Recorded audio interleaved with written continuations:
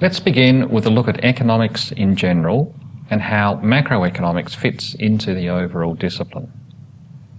At the fundamental level, economics is almost always concerned with some aspect of decision-making. The tools of economics enable systematic analysis of how decisions are made and provide criteria for evaluating the success or otherwise of decisions. Decisions are an important part of how society operates. For economists, this is self-evident because of an astute observation made very early in the history of economics, namely that we live in a world of unlimited wants and needs, but where the resources necessary to meet those wants and needs are finite, or to use the term preferred by economists, scarce. And it is this scarcity of resources that means decision-making, in particular decisions about how those scarce resources will be allocated across competing needs, is of first-order importance to the functioning of any society, or indeed any part of that society. Think of your own decision-making. Each day you are called upon to make countless decisions. These might range from decisions about what groceries to buy at the local store, how you might spend your time today, should you apply for that new job, when and where will you take your vacation this year, and so on. Each and every one of the decisions you make reflects the scarcity of the resources that are available to you. For example, your income, or even the amount of time that you have available. You will need to make informed choices, weighing up the pros and cons of each and every decision you make. And you will need to make the decisions that best meet your needs, or perhaps those of your family, community, or your workplace. Economists regard this process of decision-making as being fundamental to how societies, and the individuals making up those societies, operate.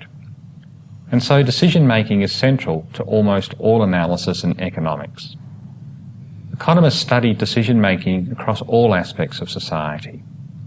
Sometimes economists are concerned with decision-making at the level of the individual, or perhaps the individual firm or business. Sometimes the focus of analysis is the operation of individual markets and how decisions made by many individuals and firms are coordinated in those markets. Macroeconomics, as we will see, looks at decision-making at an even higher level of aggregation, namely national economies and even the global economy. In particular, how do all these decisions taken by individuals, firms and governments influence national economies and the global economy? Do the decisions that are taken produce the best outcomes? Is there a role for government to influence decision-making and secure improved outcomes at the macroeconomic level? These are the broad questions that macroeconomists consider. Throughout recorded history, different societies have used different means to make decisions about how to allocate their scarce resources. Command economies, such as the former Soviet Union, for example, relied on decisions made by central planning agencies as to the uses that scarce resources will be put. Market economies, in contrast, adopt a decentralized approach, an approach in which the price system guides individual decision-making. For example, suppose the demand for a particular commodity outstrips its supply. We would expect its price relative to that of other commodities will then increase. In response, producers, attracted by the higher price, will shift resources towards that commodity. Consumers, discouraged by the higher price, will shift their purchasing power towards other commodities. The result, eventually, is the elimination of the gap between demand and supply, a situation that economists call equilibrium. Once in equilibrium, unless there is a fundamental change to market conditions that would cause the price to again change and producers and consumers to revise their decisions, the market will be at rest. The rise in price has guided consumers and producers' decisions to secure a coordination of their respective decision making. What consumers wish to purchase exactly matches what firms are prepared to produce. What is sometimes called the magic of markets achieves this coordination. Prices provide powerful signals that secure market outcomes that ensure a smooth process of coordinated decision making, a highly efficient way of dealing with the reality of scarce resources.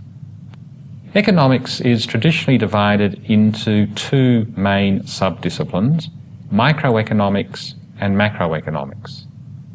To some extent, the division is arbitrary, and there are clearly defined links between the two, particularly from microeconomics into macroeconomics. And sometimes certain topics are difficult to assign to one discipline as opposed to the other.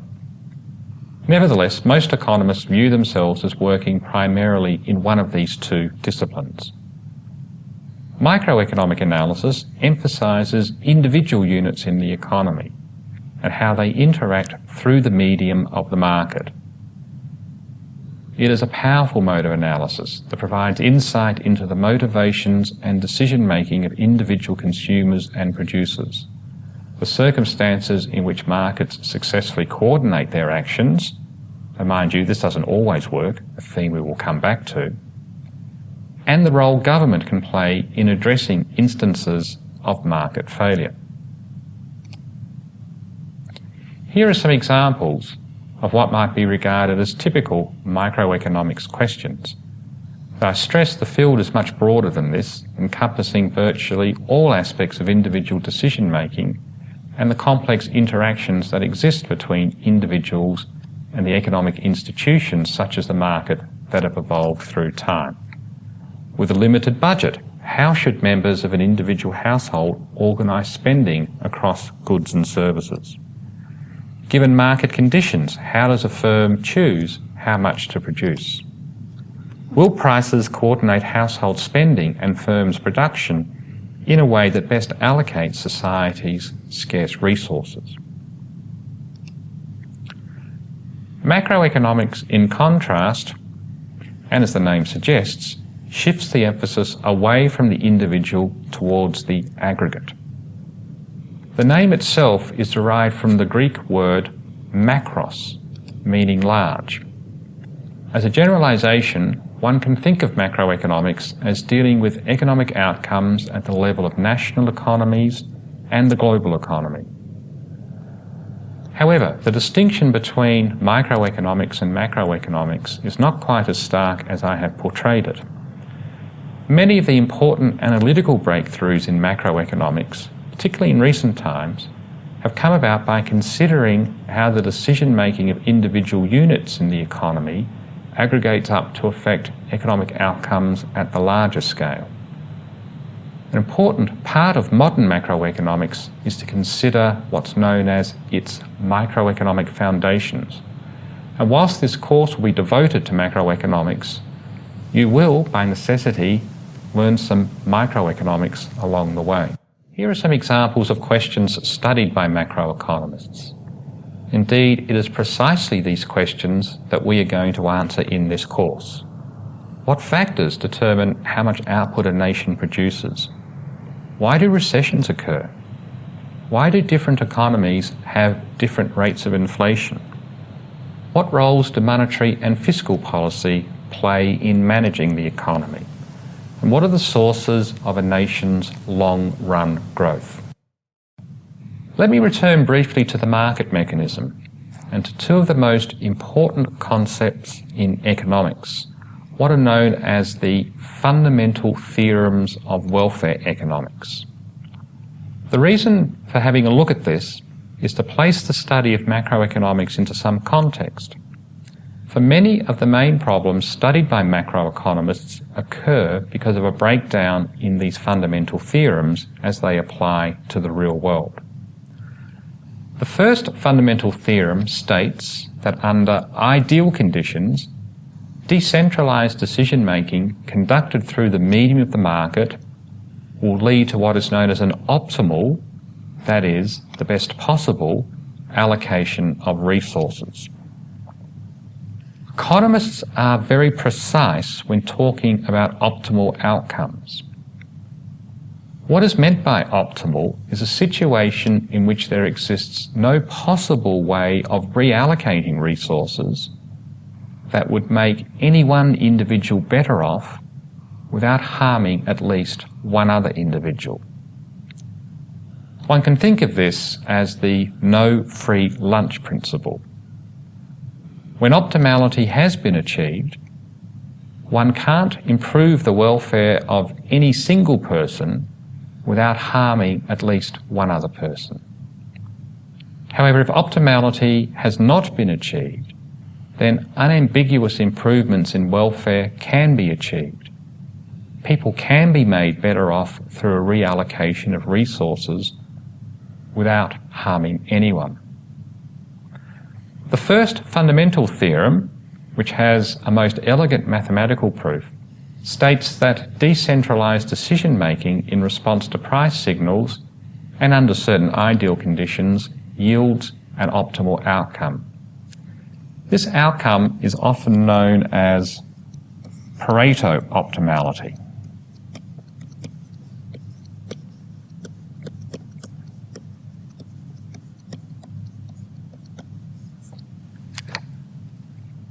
The name is based on the great Italian economist Wilfredo Pareto, who died in 1923.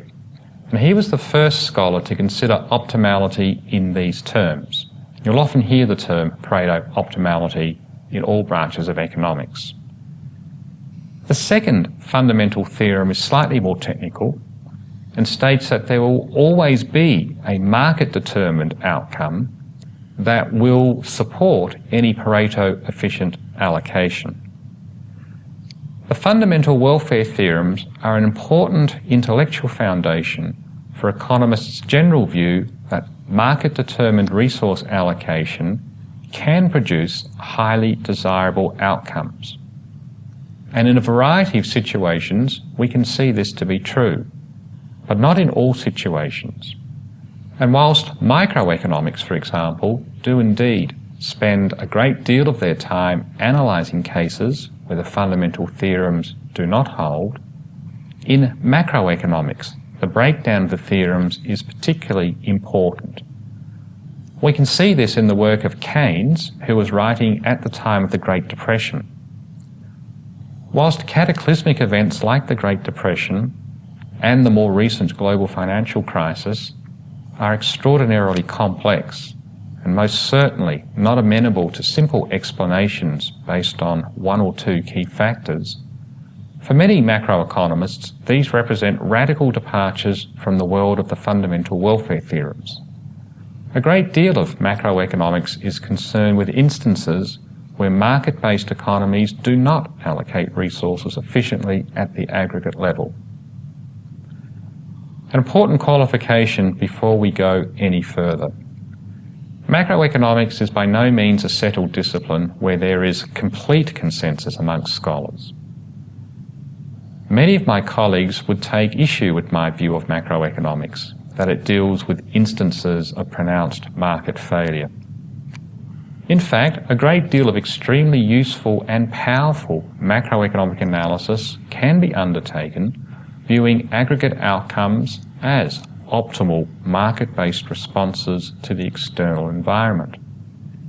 Even what we call recessions may represent, in some sense, optimal market-based adjustments in response to events like a hike in oil prices or increased uncertainty about the future. These approaches to macroeconomics, sometimes labelled new classical macroeconomics or real business cycle theory, have provided much insight into the dynamic behaviour of modern economies. But these models are quite complex, and whilst worthy of study, will not be pursued in this course. Here the emphasis will be on the macroeconomic tradition that has its beginnings in the work of Keynes, which sees many macroeconomic outcomes as being instances of market failure, where there is scope for carefully designed macroeconomic policies to achieve better outcomes. As we have seen during the global financial crisis, This view of the macroeconomy is one widely held by governments across the world. Understanding government responses to the global financial crisis is achieved to a large extent by understanding this Keynesian tradition. This slide reproduces one of the most famous quotes from Keynes' great work, The General Theory of Employment, Interest and Money. Keynes' argument was based around the hypothesis that optimal resource allocation, achieved through decision-making in response to market-based price signals, was a special case of a more general way of thinking about the economy. In this general model of the economy, equilibrium at the macroeconomic level can be consistent with a situation in which there is unemployed labour and businesses are working at less than full capacity. Whilst an equilibrium, that is, the economy is at rest, this cannot be optimal in the Pareto sense.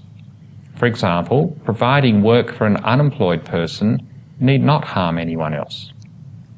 This is the essence of the Keynesian approach to government management of the macroeconomy. Namely, there is a role for government to secure improved macroeconomic outcomes.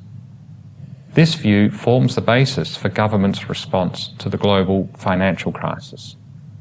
The key is careful management of the economy, recognising there are limits to what governments can achieve, and government policies designed to support an economy during a period of recession can cause problems for economies later, a theme being played out in a number of countries at the moment. As well as outlining the intellectual foundation for government's responses to events like the global financial crisis, we will, in this course, think carefully about the wider implications of such policies. Let me now begin to outline 3 key themes in macroeconomics that will form the basis for our course. The first I've called indicators and performance. What do macroeconomists look at to decide the quality of an economy's performance? As you will see in this course, a great deal of macroeconomic analysis is designed to understand the factors that influence a nation's gross domestic product, or GDP. And we will devote our second lecture to understanding what GDP actually measures and why it is such an important concept. For now, it is enough to think of GDP as a measure of goods and services produced in an economy over a particular time period. It's actually a much more subtle concept than that, but we will consider this in more detail in Lecture 2. The chart shown here is gross domestic product for the United States. No matter which country you live in, you'll be able to find similar data that relate to your location. These data are routinely published in countries' national accounts, usually prepared by the official government statistical agency. I want to draw your attention to 2 features of the GDP data. First is its long-run upward trend. In general, over long periods of time, economies are able to produce more goods and services than was previously the case. And this has been a defining characteristic of most, if not all, economies since the Industrial Revolution. We will look in this course at some of the key ideas macroeconomists have developed to understand why GDP increases in this way over the long run. This is the subject matter of what is called growth economics, an important branch of macroeconomics and an area where some of the most exciting recent developments in the discipline have occurred. The second feature, as apparent from the GDP data, is that there are occasional interruptions to this long-run growth. In the chart, these are shown by the shaded areas, and they represent recessions.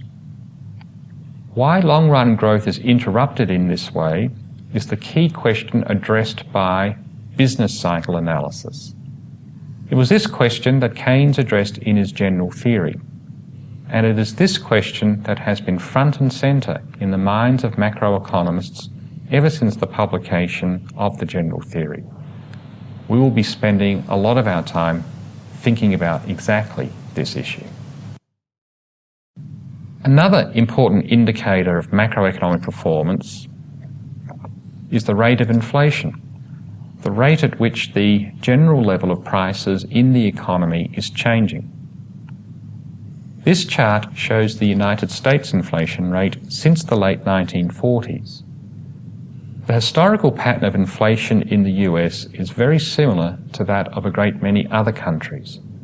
Highly variable in the 1950s, gradually increasing in the 1960s, remaining stubbornly high in the 1970s, thereafter gradually falling and being for the most part far less volatile.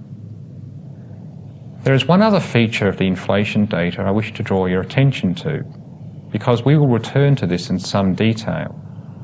This is the tendency for the inflation rate to fall during periods of recession.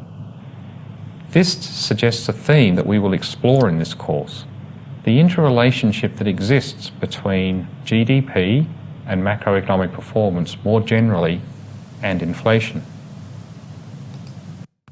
Another important key indicator of an economy's performance is its rate of unemployment. The chart shows a key characteristic of unemployment that we will explore in this course, namely how unemployment increases rapidly during recessions. With unemployment, we see the human cost of the business cycle. Avoiding recessions, as long as it is done in a responsible way, would be one of the key contributions governments could make to securing the welfare of a great many people. The costs of large-scale unemployment, as we will see, can be huge.